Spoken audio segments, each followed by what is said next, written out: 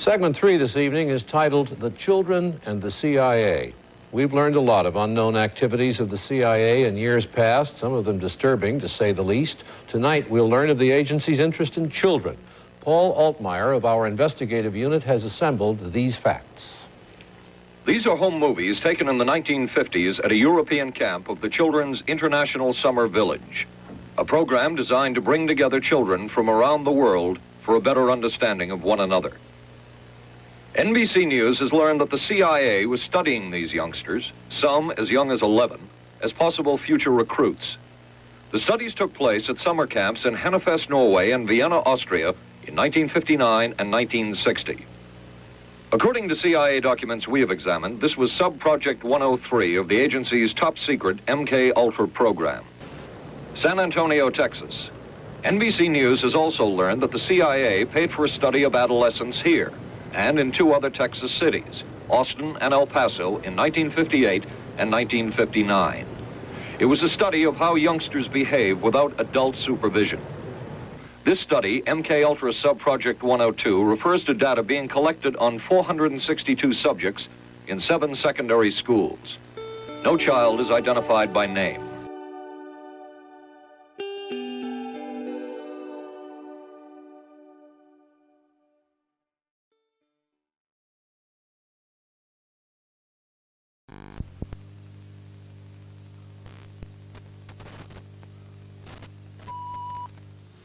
What is known tonight is this: authorities have the children and the 2 men accused of abusing those children, and evidence that they may be only part of a larger, dreadful story. CBS News correspondent Rita Braver reports.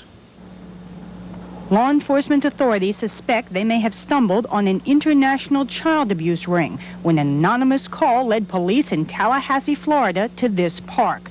2 well-dressed men were discovered with 6 filthy, ragged, insect-bitten children, aged 2 to 6.5. A passerby with a home video camera took these pictures as the men were arrested and booked for child abuse. The children were confused, said they'd been traveling for a long time in a van, stopping at camps. Today, police released these photographs, hoping to learn more about the 6 youngsters who said they didn't know where they came from or where they were going. But at least one of the 6 were sexually abused. The 2 men reportedly told police the children were being weaned from their mothers and taken to Mexico for a special school for brilliant children. Papers the men were carrying led to Washington, D.C., where police last night searched a residence used by a commune or cult known as the Finders. The women are always pregnant, and they have a child, and then they seem like they get pregnant again. And there was another search at this Finders warehouse where law enforcement authorities said they found a photographic studio, a computer bank, and at least 3 large bags full of slides showing, according to one source, satanic, ritualistic activities involving torture, bloodletting, and sexually explicit acts involving children. Virginia police are now investigating a farm where the group reputedly brought children. Well, it looked like to me that was awful, didn't weigh very much. Uh-huh. You don't think they were well cared for then? I think they were malnutrition. No members of the Finders were apprehended, but police say they do have some leads.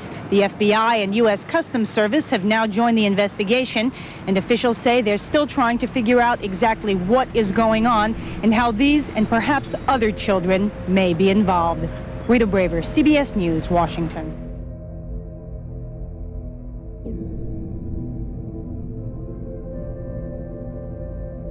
On February 7th of 1987, the Washington Post ran an interesting story that did not at first seem to have any particularly national significance.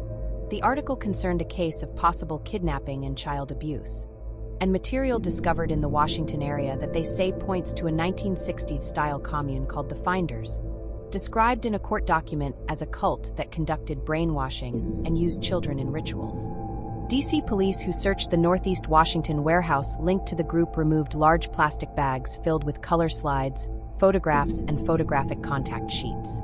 Some showed naked children involved in what appeared to be cult rituals, bloodletting ceremonies of animals, and one photograph of a child in chains.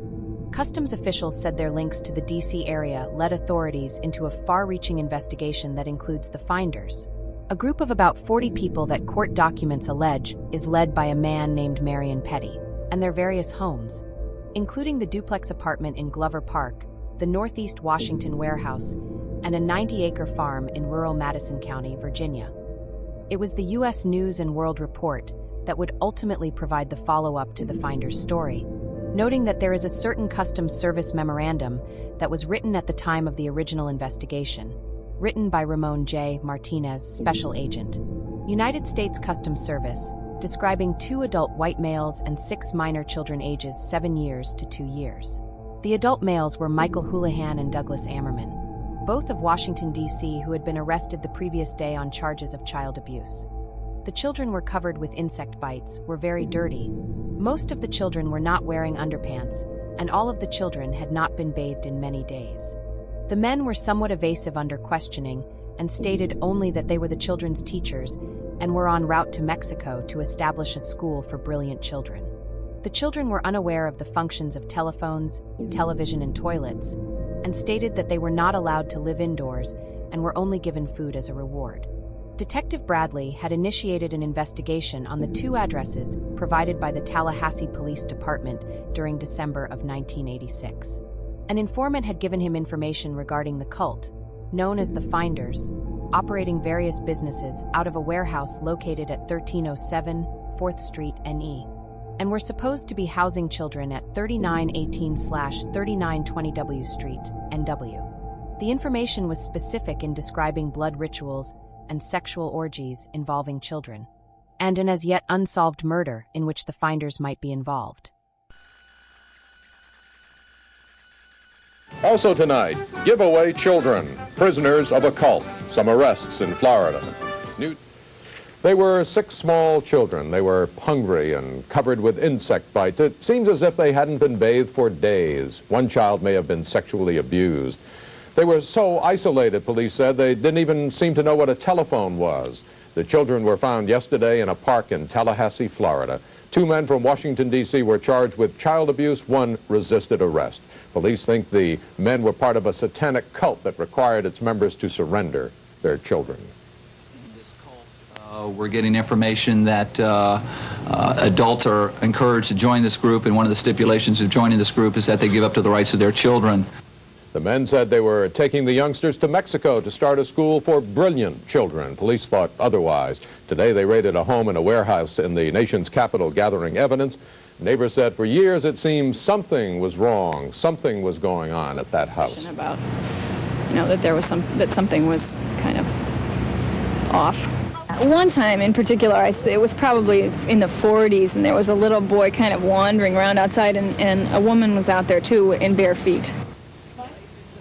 The 2 men are being held on $100,000 bail in Florida. The children ages 2 to 6 have been turned over to state health officials. Cursory examination of documents revealed detailed instructions for obtaining children for unspecified purposes. The instructions included the impregnation of female members of the community, purchasing children, trading, and kidnapping. There were telex messages using MCI account numbers between a computer terminal believed to be in the same room and others located across the country and in foreign locations. There were pictures of nude children and adult finders, as well as evidence of high-tech money transfers. There was a file called Pentagon Break-In and references to activities in Moscow, Hong Kong, China, Malaysia, North Vietnam, North Korea, Africa, London, Germany, Europe, and the Bahamas. There was also a file labeled Palestinian. One such telex specifically ordered the purchase of 2 children in Hong Kong to be arranged through a contact in the Chinese embassy. Other documents identified interests in high-tech transfers to the United Kingdom, numerous properties under the control of the Finders, a keen interest in terrorism, explosives, and the evasion of law enforcement. There was also a set of instructions that appeared to broadcast via computer an advisory to the participants to keep the children moving through different jurisdictions, and instructions on how to avoid police detection. A photo album contained a series of photos of adults and children dressed in white sheets participating in a blood ritual. The ritual centered around the execution of at least 2 goats. The photos portrayed the execution, disembowelment, skinning, and dismemberment of the goats at the hands of the children. This included the removal of the testes of a male goat, the discovery of a female goat's womb and the baby goats inside the womb, and the presentation of the goat's head to one of the children. There was also a large amount of data collected on various child care organizations. The warehouse contained a large library, 2 kitchens, a sauna, hot tub, and a video room. The video room seemed to be set up as an indoctrination center. The organization had the ability to produce its own videos. There appeared to be training areas for the children, and what appeared to be an altar set up in a residential area of the warehouse. Many jars of urine and feces were located in this area. Group leader Marion Petty spoke in an interview in Steam Shovel Press in 1998, noting that in World War II, he kept house mainly to intelligence people in Washington and OSS people passing through. Official U.S. Customs investigation reports, which have been completely authenticated by the investigating officers who wrote them and by a well-respected investigator who personally knows these customs officials, are irrefutable evidence that 1. A case of obvious child neglect/abuse involving child pedophile sexual abuse/child pornography/satanic cult ritualistic abuse, wherein the perpetrators were caught directly in the act by law enforcement, arrested on the basis of irrefutable evidence at the scene, and faced serious charges which typically bring sentences of decades in prison. 2. Search warrants were obtained for the Finders Cult office in Washington, D.C., and a complete search was enacted by law enforcement, which provided irrefutable pictures, movies, and documents of such abuse/neglect evidence and access to the confidential arrest reports on the Finders Cult from the arrests in Tallahassee, which occurred only a day earlier, suggesting very high-level connections to U.S. intelligence in and of itself. 3. All investigation of the Finders Cult by the FBI, U.S. Customs and local law enforcement was ordered stopped by the U.S. Justice Department on the grounds of national security, and the matter of the Finders Cult was turned over to the Central Intelligence Agency as an internal security matter, since the Finders is and has been a domestic and international covert operation of the Central Intelligence Agency. 4. Any and all investigation of the Finders was immediately stopped, all evidence was suppressed and denied, and the abused children were released back to the adult perpetrators who had been arrested in the act, and the CIA resumed its ongoing covert operation of the Finders Cult, which is used to procure and produce.